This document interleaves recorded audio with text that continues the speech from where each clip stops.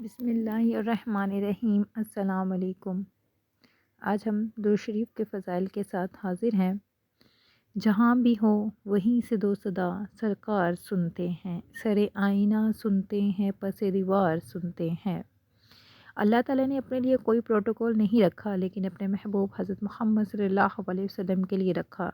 سب سے پہلے تو یہ قرآن پاک میں ارشاد ہوتا ہے، اگر تم نے رسول اللہ صلی اللہ علیہ وسلم کی آواز سے اپنی آواز کو بلند رکھا، تمہارے کیے ہوئے سارے اعمال ضائع ہو جائیں گے اور تمہیں خبر بھی نہ ہوگی۔ دوسرا، اگر تم نے رسول اللہ صلی اللہ علیہ وسلم کے فیصلے کے خلاف سوچا بھی تو تمہارے سینے سے ایمان کو نکال دیا جائے گا اور تم صاحب ایمان نہیں رہو گے۔ تیسرا ارشاد ہوتا ہے کہ دو چیزیں ایسی ہیں جن کو اللہ تعالیٰ ہمیشہ قبول فرماتا ہے، جسے کبھی رد نہیں کرتا، ایک توبہ اور دوسرا درود شریف۔ رسول پاک صلی اللہ علیہ وسلم نے ارشاد فرمایا کہ سب سے بڑا بخیل وہ ہے جس کے سامنے میرا نام لیا جائے لیکن وہ درود نہیں پڑھتا۔ ایک مرتبہ حضرت جبرائیل علیہ السلام آپ صلی اللہ علیہ وسلم کے پاس آئے اور فرمایا کہ یا رسول اللہ صلی اللہ علیہ وسلم، آپ کی امت سے جو ایک مرتبہ درود پڑھتا ہے 10 نیکیاں اس کے لیے لکھی جاتی ہیں اور 10 گناہوں کو مٹا دیا جاتا ہے اور اس کے 10 درجات بلند کر دیے جاتے ہیں۔ ایک اور روایت میں ہے کہ تم ایک مرتبہ درود پڑھو گے تو اللہ تعالیٰ 70 مرتبہ تم پر رحمتوں کا نزول فرمائے گا۔ کھربوں کی تعداد میں فرشتے تمہاری بخشش، مغفرت اور برکت کی دعائیں کریں گے۔ ایک صحابی رسول صلی اللہ علیہ وسلم حضرت محمد صلی اللہ علیہ وسلم کی خدمت میں آئے اور بولے، یا رسول اللہ صلی اللہ علیہ وسلم، میں کتنا درود پڑھا کروں؟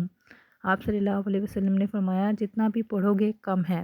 پھر صحابہ نے کہا کہ میں دن کا ایک حصہ درود پڑھ لیا کروں تو کیا خیال ہے؟ اور فرمایا اور زیادہ پڑھو تو بہتر ہے۔ پھر کہا کہ آدھا درود اور آدھی دعا کر لیا کروں۔ آپ نے جواب دیا، اس سے بھی زیادہ پڑھو تو بہتر ہے۔ پھر کہا اگر 2/3 درود پڑھوں تو؟ آپ صلی اللہ علیہ وسلم نے کہا اس سے بھی زیادہ پڑھو تو بہتر ہے۔ پھر صحابی نے کہا کہ میں دعا کے بجائے درود ہی پڑھتا رہوں تو؟ آپ صلی اللہ علیہ وسلم نے فرمایا اگر تم درود ہی کثرت سے پڑھو تو رب تعالیٰ تمہاری زندگی کے تمام گناہوں کو معاف کر دیں گے اور تمہاری زندگی کے تمام غموں کو دور فرما دیں گے۔ اس لیے آپ صلی اللہ علیہ وسلم نے یہ بات بھی اپنی امت کو سمجھائی تھی کہ جو شخص درود نہیں پڑھتا اس کی تو دعا آسمانوں تک پہنچتی ہی نہیں۔ جو درود نہیں پڑھتا کسی مجلس میں بیٹھتا ہے اور مجلس برخاست کرتا ہے تو اس میں اللہ کا ذکر نہیں کیا اور آپ صلی اللہ علیہ وسلم پر درود نہیں بھیجا تو اس مجلس اس کے لیے باعث حسرت اور ندامت بن جائے گی۔ آپ صلی اللہ علیہ وسلم نے ارشاد فرمایا، جو شخص درود نہیں پڑھتا وہ جنت کا رستہ بھول جائے۔ ایک مرتبہ حضرت جبرائیل علیہ السلام آپ کے پاس آئے اور 3 بددعائیں کی۔